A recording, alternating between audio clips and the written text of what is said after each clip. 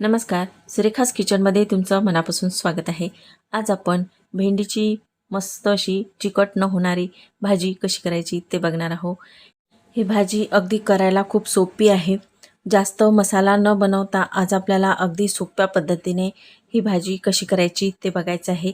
माझ्या चॅनलवर तुम्ही नवीन असाल तर माझ्या चॅनलला लाईक, शेअर आणि सबस्क्राईब करायला विसरू नका. चला तर रेसिपीला सुरुवात करूयात. इथं मी काही भेंड्या घेतलेल्या आहेत. तर ह्या स्वच्छ धुवून अगदी कपड्याने पुसून घ्यायच्या. म्हणजे त्या छान कोरड्या झाल्या की याला पाणी सुटत नाही. आणि फ्रीजमधून तुम्ही बाहेर जेव्हा भेंडी काढाल तेव्हा 1 ते 2 घंट्यासाठी ही भेंडी सुकू द्यायची. म्हणजे यामुळं ही भेंडी चिकट होत नाही. तर आता ह्या भेंड्या आपल्याला चिरून घ्यायच्या आहे. तर याच्या वरचा भाग आणि खालचा हा शेंडा काढून टाकायचा आहे. मध्ये याला चिरा पाडून आपल्याला अशी ही भेंडी चिरून घ्यायची आहे. म्हणजे याचं वरचा भाग आणि खालचा भाग काढून मधातलं असं पोट चिरून घ्यायचं आहे. तर अशा पद्धतीने ह्या सर्व भेंड्या मी इथे चिरून घेतलेल्या आहेत. तर या भेंडीसाठी आपल्याला एक मसाला तयार करून घ्यायचा. त्यासाठी मी इथं कढईमध्ये शेंगदाणे टाकून घेतलेले आहे. तर 1 वाटी शेंगदाणे टाकायचे आणि मस्त खरपूस भाजून घ्यायचे आहे. तर आता हे शेंगदाणे भाजत आल्यावर यामध्ये आपल्याला 2 चम्मच धने टाकायचे, 2 चम्मच तीळ टाकायचे आहे. आणि हे टाकून घेतल्यावर आपल्याला हे सर्व भाजून घ्यायचं आहे. तर हा आपला भेंडीचा मसाला तयार होतो. यामध्ये तुम्हाला आणखी दुसरं काही मसाले टाकायचे असतील तर तुम्ही टाकू शकता. तर आता हे आपण थंड करायला ठेवून घेऊया.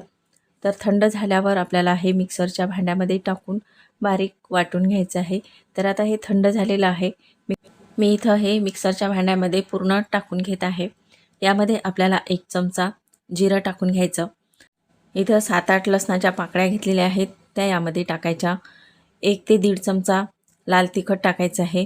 अर्धा चमचा हळद टाकायची. 1 चमचा इथं साखर घेतलेली आहे आणि एका लिंबूचा रस काढून घेतलेला आहे, तो यामध्ये टाकायचा. आणि चवीपुरतं मीठ टाकायचं आहे.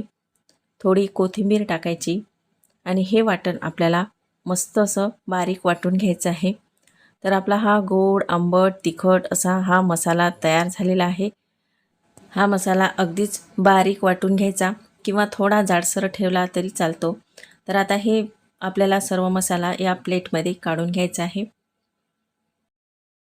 मसाला आपल्याला प्लेटमध्ये काढून घेतल्यावर थोडा आणखीन मिक्स करून घ्यायचा आहे. तर बघू शकता अशा पद्धतीने हा मसाला ओलसर झालेला आहे.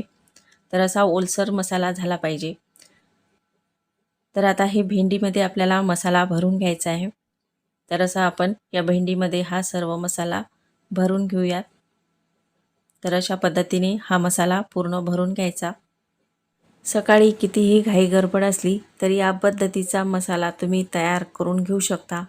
अगदी सर्वात सोपी पद्धत आहे मसाला बनवण्याची. सर्व आपल्या ह्या भेंड्या भरून झालेल्या आहेत. तर यामधला मी 2 चम्मच मसाला ठेवलेला आहे. तर तो आपल्याला नंतर कामी येणार आहे. आता ह्या भेंड्या आपल्याला फ्राय करून घ्यायचा. त्यासाठी मी इथं कढईमध्ये तेल टाकून घेतलेलं आहे. तेल थोडं गरम झालं की यामध्ये आपल्याला अगदी किंचित मीठ घालायचं आहे. तेलामध्ये मीठ घातल्यामुळं काय होतं की आपण जेव्हा यामध्ये भेंड्या टाकू तेव्हा त्या भेंड्या वातड होणार नाहीत, मस्त मऊ पडतात. तर यामुळं भेंडीला चवही खूप छान येते. तर आता ह्या भेंड्या आपल्याला यामध्ये सोडून घ्यायच्या आहे. तर आता ह्या भेंड्या मस्त आपण या तेलामध्ये टाकून घेऊयात. ह्या सर्व भेंड्या आपल्या कढईमध्ये टाकून घेतलेल्या आहेत. आणि आपण 2 चम्मच जो मसाला ठेवला होता तर तो मसाला आपल्याला यावर टाकून घ्यायचा आहे. आणि अशीच भाजी आपल्याला वाफवून घ्यायची आहे. तर या भाजीला जास्त शिजवायची पण गरज नाही. तर अगदी 2 ते 3 मिनिटात ही भाजी पटकन तयार होते. यावर झाकण ठेवायचं आहे. तर 3 मिनिटासाठी आपल्याला हे झाकण ठेवून घ्यायचं. तर 3 मिनिटं झाल्यावर लगेचच ही भाजी बघायची आहे. तर भाजी आपली मस्त शिजलेली आहे. कारण आपण या तेलामध्ये मीठ घातलं होतं, त्यामुळं ही भाजी पटकन शिजल्या जाते.